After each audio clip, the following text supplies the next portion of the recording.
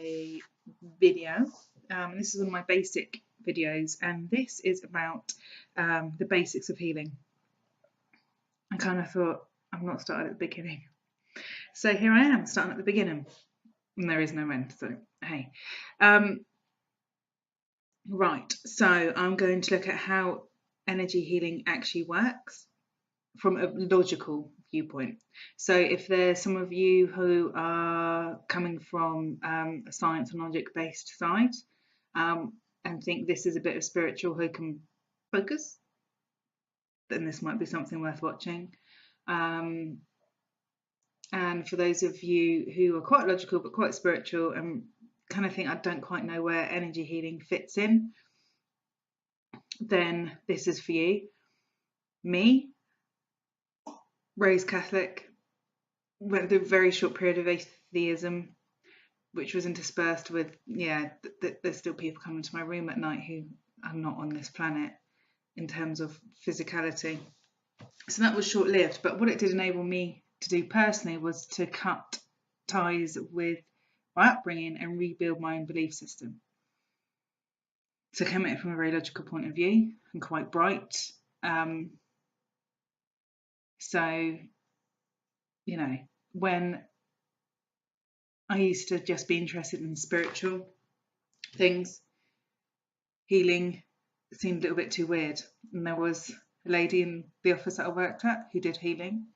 She had an open day at her house, and I went along and I had a tarot reading because of course that's logical, but I didn't have any healing.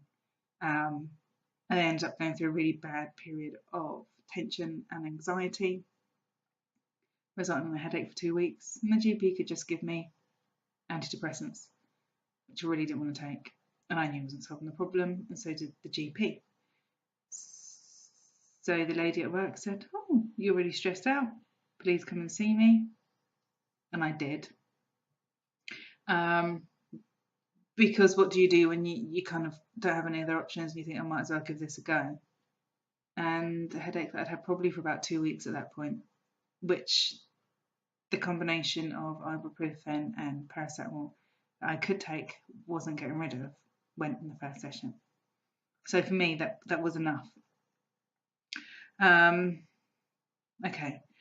And then that took me forward on my own journey, which I'm still on, which will all be on in different stages, which is really wonderful.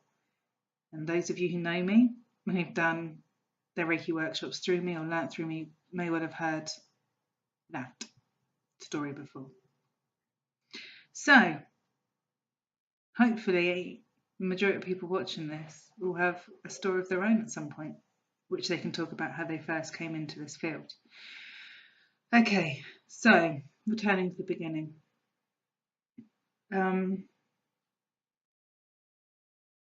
We all know that on a cellular level, we're energy. We all know that. We're water and energy. Protons, neutrons, atoms. The work of Einstein. Yeah, the work of Einstein, the work of Tesla, all those great geniuses. So on a cellular level, we're energy and water. And we all know that water conducts electricity. So just think about electricity and energy being exactly the same thing. Electricity is just a form of energy that we can make physical use of. And think about the fact that quantum physics, which is generally theory based, so all made up, is working in this area. So although you've got modern medicine, and I'll call it modern medicine, working towards fixing a physical problem, quantum physics is kind of getting there in respect of understanding us in terms of energy beings for which time and space don't exist. So they're approaching it from another angle, but modern medicine isn't kind of catching up with that. The basic reason is that a lot of quantum theory is just that, it is theory. But those are very logical, science-based minds who are understanding that we are energy beings and that the universe is made out of energy, and how do we understand that energy. So once you kind of get your head around that, and around the fact that we are all energy and water, and that energy and that water conducts that energy, then we can move energy around our body quite easily. And we do that on a daily basis. That's how we fire the energy around. That's how I'm sat here talking. That's how we function. So we all know that this is our nerves and our muscles and everything else work from the energy that has been pushed around our body. The energy which for a long time we've kind of believed is electricity. It's not. Modern science is now showing us that it's sound waves pulsing through our nerves. So if you're kind of interested in that, do some research in that, which is one of the reasons why sound therapy works as a type of healing. Going back to the ancients and going back to the Egyptians and Mesopotamia and places like that before that, energy healing, the use of sound and the use of crystals as well was commonplace, and that's generally how they healed. And if you look modern day at cultures which still really retain some authenticity, which in the West we don't. Thinking about the US, there's a lot of Europeans that have come post-Christianity. Post-Romanism is really when I say Christianity, post-Romanism. And we've lost a lot of what made us the ancient British, for example. That's been lost because we were conquered. So they throw all that stuff out, and it's clever. That's how you assimilate. If anyone's into Star Trek, that's how you assimilate new species within the hive mind that is the Roman Empire. So we lost that. So looking at cultures which have still retained it, you're looking at places like the Aboriginals. And actually, I've done some research, and a friend gave me a really wonderful book about how the Aboriginals work. And they pretty much work on the same basis that Reiki works, if you're looking at Reiki energy healing. The attunements are the same, the way the teaching is the same, the way the belief energy is channeled is the same. So if you're looking at a culture that hasn't really had a lot of contact with the outside world, that's probably your biggest example. And the truths that run through the Aboriginal way of healing run through crystal healing, run through Reiki healing as well. Additionally, look at somewhere like Japan, where Reiki, though I don't want to say originates from, but is formed via Japan. Very traditional view of energy healing used throughout Japan. And again, that's a culture which, apart from a bit of trade with China, actively chose to disassociate itself with the rest of the world, particularly when us nice, bright Europeans decided to go over to an ancient culture and throw our 2 cents in, which we tend to do. So if you're looking at kind of evidence as to this kind of ringing true across cultures, for me, looking at cultural strains, particularly where they could have had no influence on each other, is important when looking for whether things that might be hokum pokum or things that might be spiritual or a little bit wishy-washy might have a strain of truth to it. So is there, a couple of cultures that have the same belief system where they would have had no connection and no cultural influence on each other at all? Okay, so I quite often look to the Aboriginals, and I quite often look to Japan and some of the islands generally, who wouldn't have had a lot of outside contact. Okay, so looking at it from a science point of view and trying to again look at energy healing historically from a logical point of view, it's within our culture, and we know that our bodies can push energy around. So the principle is that energy we hold in a certain part of our body, and those of you that like martial arts or again are quite logical, looking at it from a chi point of view, a yin yang point of view, looking at it from the Chinese medicine point of view, you'll find a lot of information there. But again, it rings true across many cultures. That that we hold energy in certain parts of our body which is out of whack. If you think about one of the energies that our body also works with, one of those energies is emotions.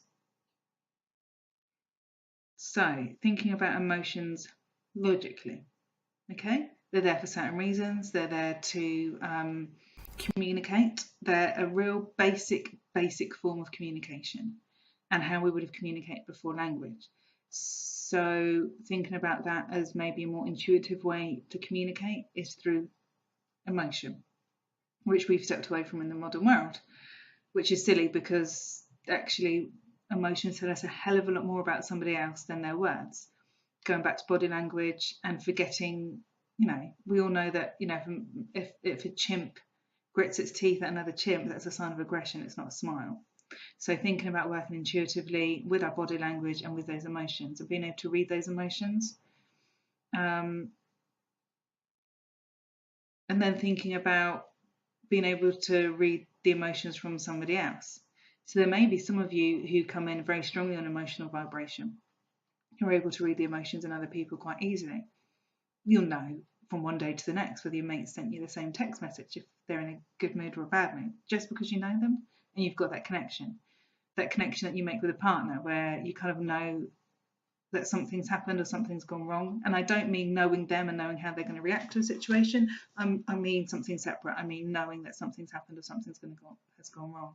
Friends, kids, parents, that emotional connection. Walking into a room and knowing that there's been an argument or there's sadness or something's happened or you're being talked about. Because you can feel the energy in the room. You can feel the emotion in the room. So thinking about emotion as an energy and thinking about us as a basic being which evolved. And part of that evolution would have been to read other people's emotions. So let's look at animals that work intuitively, who still use their instincts. How do birds navigate and migrate? Through their glands, through their hormones, through their emotions. So think about how much hormones affect your emotions, and you can see the connection between hormones and emotions, particularly ladies and gents for that matter. Think about all that buildup of testosterone. Think about the rutting season with animals and how aggressive they get, button heads. And think about you trying to stand on, there's males that need to mark their territory in terms of that female's mine. Or this is my playpen, this is my territory, and that might be the gym, that might be the bar, that might be anywhere. So thinking about us as really instinctual, basic animals and how we continue to mark our territory and how our hormones help us do that. Boys, if you've got build-up of testosterone, if you haven't, got your underway for a certain amount of time, that affects you. How many times have you been in the office, or have you noticed somebody else walking to the office and you've got, yeah, you've had some tonight. Oh, how'd you know? Yeah, because you're actually in a good mood for once. All that testosterone is being released. And additionally, the effect of an orgasm is stress release. So, hey everyone, if you want to reduce your stress, get on it. Safe, loving relationships with one another. Safest one kind of being with yourself, So thinking about the effect that hormones have on our emotions and our glands, and how birds and dolphins and fish and all these other animals still use that to navigate because, they don't work any other way. Think about the herds of, bison and wildebeest and that will just intuitively move with the seasons and know where to go. Again, that's all intuition. That's all done through glands, through hormones, through emotions, through knowing when's the time to move on. So thinking about energies and emotions and hormones and all of those types of things all have an effect on our body. And if there's too much of a build-up of hormones, there's too much of a build-up of emotions, it causes physical problems, our biggest problem being stress.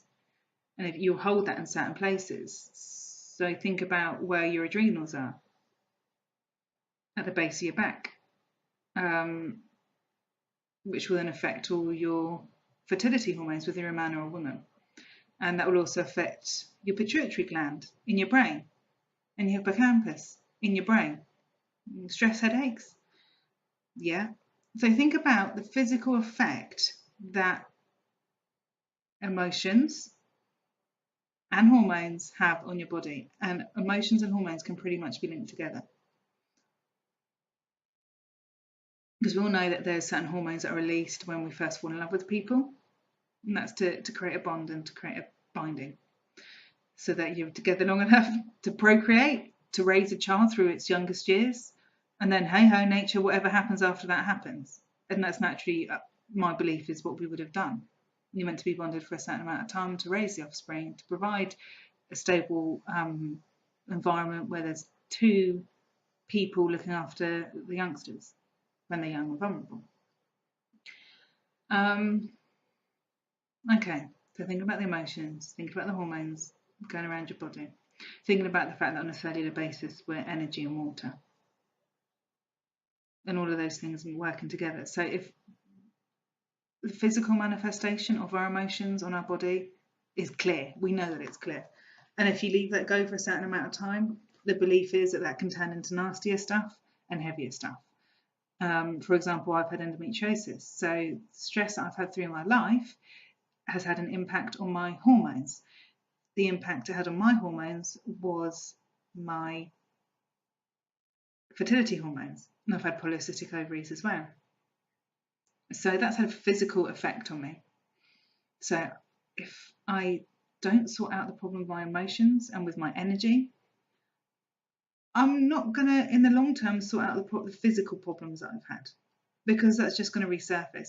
And it might be endometriosis again, which is what happened to me, or it might be something else. It might be that the stress manifests itself somewhere else. So we know that energy and emotions cause physical ailments, physical problems. And the theory is, like I just said about quantum physics, it's generally theory based. The theory is that that will then manifest into heavier and heavier illnesses, depending on where it's being held, depending on a whole host of things. So going back several thousand years, when healing was commonplace, you've got certain chakras throughout your body, which is energy in and energy out portals. So you might hold energy in certain places, releasing that energy, either through the actual healing, will help alleviate an illness. So for example, if I'm holding energy in the area of my gynecological area, in the area of my reproductive system, due to my hormones and due to my emotions as well, then my energy is going to be held in my root chakra. And that will need to be released. But additionally, I need to make changes to my lifestyle. So let's release that energy, let's physically get rid of what's being held there in terms of energy, in terms of rubbish that I don't need. And let's make lifestyle changes so you're approaching it from both angles.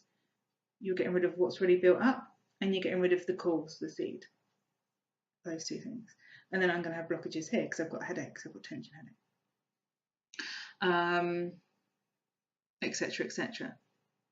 And you look at things like your heart. There are certain muscles around the heart which tend to go into shock, which is why you literally get heartache when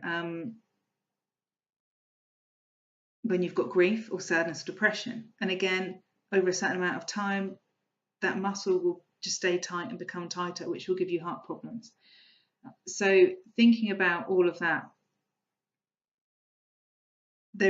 your body does go into shock, and this is all medical science. This is we know that this is the way that the body works, and the body reacts to stress and trauma and tension.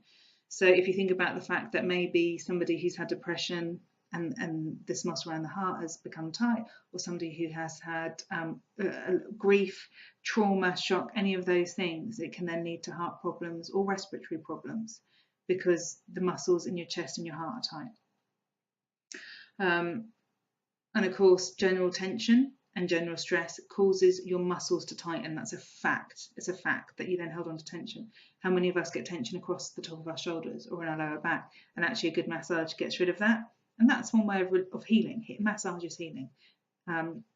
So it's one way of removing the knots and relieving the tension. You've still got to make your lifestyle changes. So that might be if you've had a trauma, dealing with that trauma. It might be if you've had grief, dealing with that grief. And then there's certain physical exercises that you can do to expand and to help your chest. But also, if you work with energy and you're an energy worker, you're able to alleviate that on a different level. So we're thinking about our cells and the jobs that they're supposed to do. And they're made of energy and they're made of water. And they're holding on to all these hormonal responses, which is stress and tension. So they're all clenched and they're all tight and they're not able to vibrate and move and do what they're supposed to because they're all tense and tight and caught up. So actually in moving energy through those, it's kind of like massage, but on a cellular level. So if we accept the fact that we can massage the knots out of our shoulders and our lower back, then this is like a massage, but on a cellular level, on a microscopic level. It's pulsating and pushing the energy through, relieving the tension that's in those muscles so that they're able to relax and let go of the tension and the stress that they're holding on to. So you've just got to find a way of pushing energy through your body. And one way that just popped into my head is when they would do electric shock treatment. I can see the theory behind it. I can see the theory behind it and why they say that it sometimes works and relaxes people. Still, there's a whole trauma thing with that. So you don't want it to be traumatic. You want the way the energy is pushed and moved around the body to be in a non-traumatic way so that it works. So if we accept that we're all energy and energy-based, and that energy moves around our bodies anyway, that, you know, we're grounding. We know that we can ground off electricity, that we're grounding elements in ourselves. We all know that if you get struck by lightning and you're stood in a field with your bare feet, that, you know, that's going to ground, that's going to go into the earth. Same as a tree, same as any other living organism. In fact, it's the same as anything. Every cell vibrates at different levels. And again, this is science. We know that if something vibrates at a certain level, it's going to affect how solid that item is. So how compact that vibration is, how tight that vibration is, how loose that vibration is. And if you think about the fact that if you add energy into ice, as in heat energy, the ice will melt because the cells will vibrate and they'll get looser, more fluid, and it will turn into water. And then if you continue to put energy into it, it will vibrate and it will turn into steam, which we can't see. We can't see steam when it goes off. It's still there. The water's still in the environment. Your water's still in your kitchen after boiling your kettle or your veg for too long. I did say vegetables. It's still there, which is how rain works, how rain clouds work. They absorb water from the air. We can't see it happening. It doesn't mean it's not happening. Science has proven that. So we're talking about us being conductive beings through which energy can channel and does channel and does move from an outside source, electricity, down to the earth through us and every other energy being on this planet, from animals to plants. And also, interestingly, whatever speed something vibrates at doesn't just influence the solidity of an item, it also influences the colour as well. So certain colours, it will absorb certain colours at a certain frequency and reflect. It's a spectrum which is reflected back to us, the colours which are reflected back to us that we see. Not the ones that are absorbed. So it's all to do with the vibration. And we all know that we can't see all the colours because of ultraviolet rays. We know that they affect our skin. We know that they give us skin cancer. But certain animals can see ultraviolet. For example, if you ever see a sparrow through ultraviolet light, it looks very, very different. And they've worked out that that's how sparrows, which are very plain birds to us, because they're clever and hide in trees, differentiate their dominance within their own species, because they're the ones that can see the ultraviolet light. Okay, so accepting that this universe is just appears a certain way to us because of the vibration of the cells and because of the frequency the cells vibrate at. That's the science behind it. So we can channel energy from the outside in the same way that we absorb ultraviolet light, the same way that we absorb sunlight to make vitamin D in our own body, in the same way that the clouds absorb water from the environment in order to form rain and rain clouds. We can absorb energy. And there's different ways in which you can do that. There's earth-based healing, which comes in on a magnetic level, if you look into Google stuff. And that's denser, that's heavier, that works in a very different way. And actually, if you're channeling that stuff and you're not a trained healer, that can be pretty heavy going, because you'll end up being tired afterwards, because you're giving a bit of your own energy, you're not healing from outside. So if you're giving your own energy over to somebody when you're healing, and how many of us will have a conversation with a friend who are going through a trauma and you'll feel tired afterwards, or you'll go through a trauma yourself and you'll feel tired because you're using energy, emotional energy in which to get through that period, or with which to help that friend get through that period. And we all know those friends or family members you don't want to pick up the phone to, because they will drain the energy emotionally from you just by being on the phone. Okay? That's you healing. That's you energy healing. So the idea would be, rather than to channel your own energy and to give out your own energy, is actually to take in energy from outside sources, the way that we're obviously capable of doing on a cellular level. I've just explained how vitamin D works, and how cancer is caused from ultraviolet light. And actually, let's take that energy on board and give it out. So the idea is that you channel the energy in. Now, if you're looking at chakras, the energy comes in through your crown chakra, which is your connection to source. Whether you call that source God, whether you call that source universal consciousness, whether you call that source Heavenly Father, whatever, it comes in here. And you've got two energy portals here and here. Same with your feet, because let's face it, we're monkeys, which goes out through your hands. These are in and outs. So they're really basic chakras for energy in and energy out, which is why we hold hands. Okay? Which is why just touching somebody can be enough to give them the support that they need, because you're giving them energy. That's why we like hugging. Heart to heart as well. And heart contains a higher love frequencies, a higher love emotions. So look at some ancient Greek ways of healing, and the ways that the emotions are held in the heart, they were right. Ignore what modern science says about that being incorrect, modern medicine says about that being incorrect. It's not. The emotional energy, the higher energy center is held at the heart. So basically, you channel energy in from source and put it out. And let's face it, we've all got our own emotions and our own agendas and our own egos. So actually, if you're giving energy out from yourself, it might be because actually you want somebody to react in a certain way. You want somebody to get better. They may not learn the lesson they're supposed to get, because they might actually need to do some other healing behind that in order to get themselves physically better. It may be that you want your partner to react in a certain way, to come back to you, to be, your friend to come back to you, your friend to respond in a certain way. And all of that's contained within the energy that we hold, including our own tiredness, our own cruddiness. So if you're feeling cruddy and you're not, you give people your own energy, then you're going to pass that on. So the idea is that you're channeling from outside sources, you're channeling from these sources, which is actually the gateway for that is actually the sun, which makes sense, because the sun, we know, is generally, apart from I think some animals that live in caves with no light and the energy source is sulfur, and therefore the earth, the majority, vast 99% of the life on this planet, the life cycle, the energy cycle, the food cycle starts at the sun. Okay, so the sun is the source of all life on this planet. So if you're thinking about a physical, tangible gateway, it's through the sun. And I personally, being quite pale skinned, if I'm being in the sun, I will have a huge amount of energy in my body. My blood pressure goes up when I heal, and the more healing I can do, the better, because I just need to get rid of that energy somehow.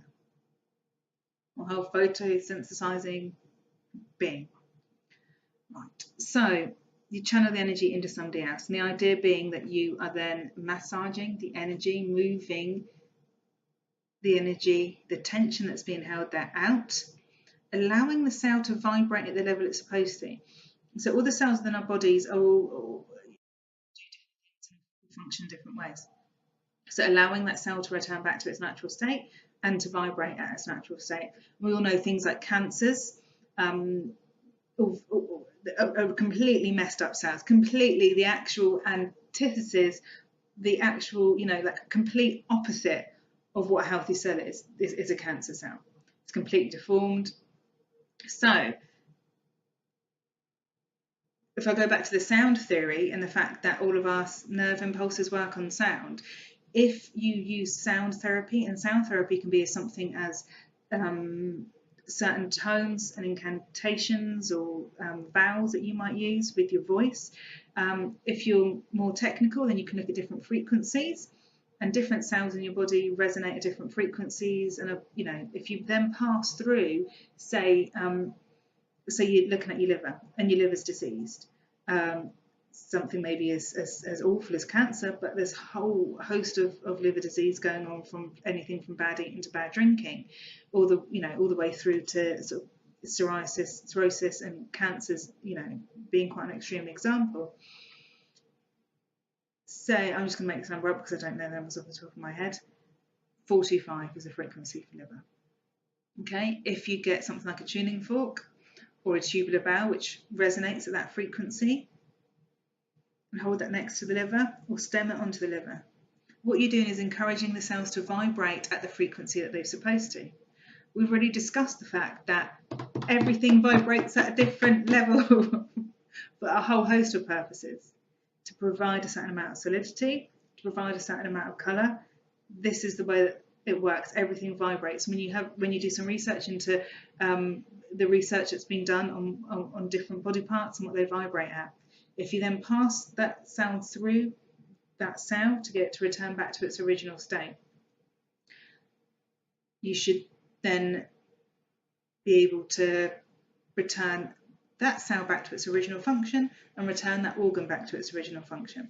When it comes to something like cancer, which is completely deformed and is an entity all of itself, which has got no relation to any of the cells in which it's growing, it's just completely different, that little horrible manifestation. They actually shrink. It's been proven, and if again there is some people out there doing some wonderful research. There's a guy who's actually a composer who's doing a huge amount of research into cancer and the sound and how it actually helps cancer quite significantly. Cancer cells actively shrink under certain frequencies. So there is research that's being done in that field, and that's talking about sound. So again, like I said to you, sound, we all know that we can't see the sound waves moving, but we know that we hear sound and sound affects us. So, whatever way you get the energy to channel through a body works. When it comes to something like crystals again all vibrate at different levels and in different ways, and so different crystals will be useful for different parts of the body, or additionally they will be useful for different purposes. I.e., at the moment I need love, so I'm going to go for rose quartz because I need some loving healing. It's all emotional for me. I'm emotionally drained in terms of love, and I'll go for rose quartz because that will the way that it vibrates is on an emotional level. Okay, so it's either the physical or the emotional. Generally, those two things go hand in hand, so you want to approach it from both angles. So you would choose certain crystals, and then you would channel energy through those crystals in order to get for it to amplify or to bend the frequency. If you're channeling energy, to bend the frequency at the correct rate. Massaging all those little cells of all the tension, getting all those horrible cells that are completely deformed to shrink and to die off, all of that type of thing. Okay, so that's really the way that it works. It is all quite logical. And my first experience wasn't logical. I don't have anyone explain it to me logically. My first experience was a personal experience. So if any of this resonates with you, or if any of this makes sense logically to you, what I'm going to ask you to do is to go out and get some healing. Find somebody that you're drawn to, find somebody who works in a way that is logical or would suit you, or seems completely illogical to you, seems completely Fruit Loopy to you. That may well be the person that you need to go to, because they're going to push your understanding. They're going to push your understanding of the way in which the universe operates. They're going to push the scientist in you, the scientist that wants to be a quantum physicist, the mathematician in you, the physicist in you, okay? The chemist in you, the biologist in you. All of those things it's going to push your understanding. And what you learn at school is just the basics of it. And if you go out there and really look, you'll be shocked and surprised, and your mind will be blown, and you'll be like, no, this makes sense. I'm having a nervous breakdown. But I recommend going out, getting an experience so you can match up your own personal experience. And you've got to remember, if you decide to block it, it's not going to work. If you go for healing and you go, this is a load of hokum, you ain't going to really cure me. You're basically rejecting the healing. And in terms of our own free will, it's just the way in which the universe works, you're rejecting that healing, it's not going to work. So you need to go along for a healing with an open mind. With an open mind to see and feel the effect. Did you feel better afterwards? Your sleep pattern's better. What's the biggest thing that's affecting you emotionally at the moment? Is that better? What's the biggest thing that's affecting you physically? And of course, for me, the way that healing works, the best one is emotions and pain, sort of pains. So think about your pains and your aches and those types of things. For me, that's going to be the area it's going to work the most on, and your emotions. So think about how you are afterwards. Energy-wise, do you actually feel quite good? Have you got a lot of energy? Did you get up on a Monday morning ready for work and you're like, yeah, I'm going to take on the world? Whereas normally you'd be like, not really, I've got to go and deal with this again. So thinking about the whole experience when you go out and have this experience, and being open to the experience. Because let's face it, if you're a scientist that wants to explore the universe and wants to explore us as beings, if you're not open to the experience, if you're rejecting half of what's out there, you're not a very good scientist. Just my opinion. Okay, so